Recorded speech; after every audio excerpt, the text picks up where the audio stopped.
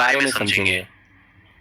1947 के बाद जब संविधान बनाने की बात सामने आई तो यहाँ पर संसदीय व्यवस्था अपनाई गई और संविधान के 3 अंग बनाए गए। इन तीनों अंगों के कुछ अपने कार्य और पावर भी दिए गए, जिनमें से पहला है हमारा लेजिस्लेचर, जिसको हम बोलते हैं विधायिका। तो यहाँ पे विधायिका का काम क्या होता है? तो विधायिका का काम होता है विधेयक बनाना। मतलब लेजिस्लेचर का काम देशवासियों के हित के लिए कानून बनाना होता है। सेकंड है एग्जीक्यूटिव, मतलब कार्यपालिका। दोस्तों, कार्यपालिका का काम संसद में बने कानूनों को पास करना तथा एग्जीक्यूट करना होता है। और जो थर्ड है हमारा, वो है जुडिशरी, मतलब न्यायपालिका। यदि लॉ को लागू करने में कोई दिक्कत आती है या कोई उसका उल्लंघन करता है तो इसे सॉल्व करने या फिर सजा देने का काम जुडिशरी का होता है। मतलब न्यायपालिका क्या करता है, जो भी एग्जीक्यूटिव ने गलती किया उसको सॉल्व करने का काम या फिर सजा देने का काम जुडिशरी का होता है। तो दोस्तों, एक चीज हम यहाँ पे क्लियर समझ लिए कि जो कानून बनाने की जो शक्ति है वो लेजिस्लेचर के पास है, मतलब विधायिका के पास है, और जो कानून पास करने या लागू करने की जो शक्ति है वो एग्जीक्यूटिव मतलब कार्यपालिका के पास है। और इसको जो अगर कोई ब्रेक डाउन करता है, मतलब इसमें कोई लॉ को क्षति पहुंचाता है, तो उसको पनिश करने की जो शक्ति है वो न्यायपालिका के पास है।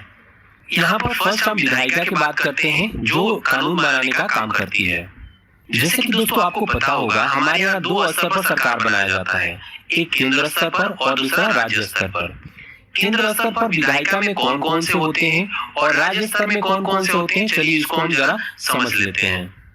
जब केंद्र के विषय में विधेयक बनाने की बात आती है, मतलब जब केंद्र के विषय में कानून बनाने की बात आती है तो केंद्र सरकार बनाती है, और राज्य के विषय में जो कानून बनाने की अगर बात आती है तो वो राज्य सरकार बनाती है। मतलब राज्य सरकार का अधिकार होता है राज्य के विषय में कानून बनाना। यहाँ पर केंद्र स्तर पर कानून बनाने के लिए जो व्यवस्था अपनाई गई है उसे सांसद कहते हैं, और राज्य स्तर पर जो व्यवस्था अपनाई गई है उसे विधानमंडल कहते हैं। दोस्तों, यहाँ पर मैं केंद्र की बात करूं तो केंद्र में कानून बनाने के लिए सांसद की 2 सदन मतलब 2 हाउस होते हैं। एक लोअर हाउस होता है जिसको लोकसभा बोलते हैं, और दूसरा अपर हाउस होता है जिसको राज्यसभा बोलते हैं। जब राज्य स्तर की बात करते हैं तो विधानमंडल के 2 स्तर होते हैं, विधानसभा और विधान परिषद। दोस्तों, विधानसभा जो होता है ना वो सभी राज्यों के लिए आवश्यक होता है, लेकिन अगर विधान परिषद की अगर मैं बात करूं तो विधान परिषद कोई जरूरी नहीं कि सारे राज्यों में आवश्यक हो, वो डिपेंड करता है राज्यों पे। अगर राज्य चाहे तो विधानसभा को एक्सेप्ट कर सकते हैं, अगर राज्य को विधान परिषद नहीं चाहिए तो वो विधान परिषद नहीं ले सकता है।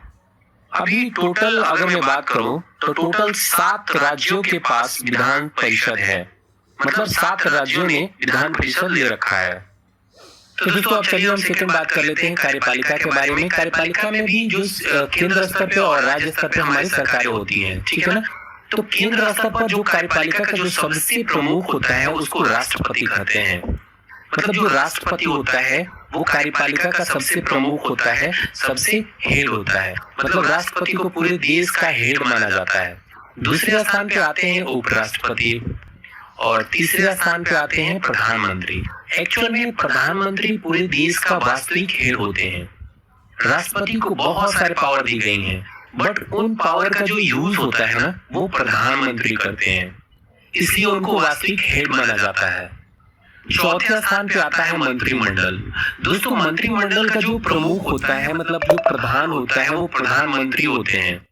दोस्तों, सुविधा के लिए मंत्रिमंडल को भी 3 पार्ट में बांट दिया गया है।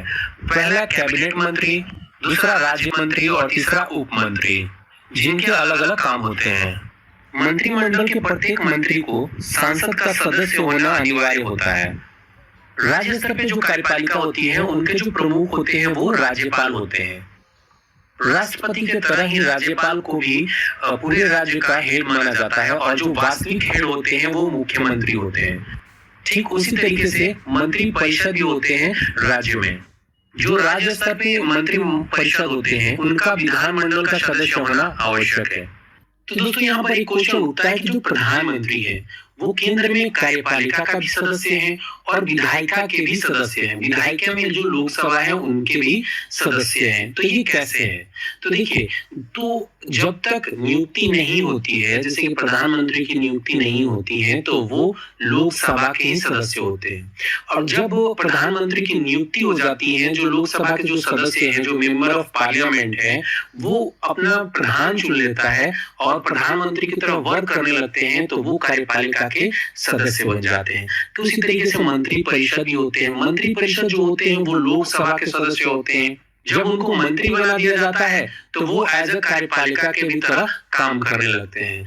इस तरीके से प्रधानमंत्री तथा मंत्री परिषद कार्यपालिका के भी सदस्य होते हैं और विधायिका में, सांसद में विधायिका के भी सदस्य होते हैं।